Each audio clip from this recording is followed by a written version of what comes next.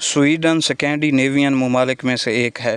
دیگر ممالک میں Norway, Denmark, Finland, Iceland, Greenland, Faroe Islands اور ایلانڈ ممالک شامل ہیں۔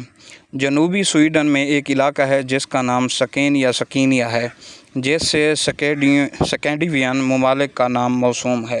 ان ممالک میں توہین مذہب کا قانون موجود تھا جسے 20ویں صدی میں ختم کر دیا گیا تھا۔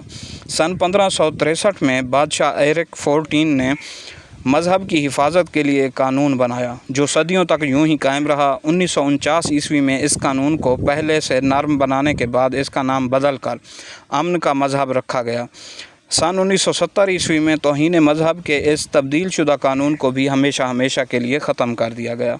موجودہ قانون کی یہ حالت ہے کہ یہ صرف تب حرکت میں آتا ہے جب یہودیوں یا ہم جنس پرستوں کو تحفظ فراہم کرنا مقصود ہو، یعنی ڈنمارک، سویڈن، فن لینڈ میں مذہب کی توہین کرنا کوئی جرم ہی نہیں۔ یہی حال یورپی یونین ممالک امریکہ، افریقہ، چائنا، نیوزی لینڈ، آسٹریلیا کا بھی ہے، جہاں مذہب کی توہین کرنا جرم نہیں۔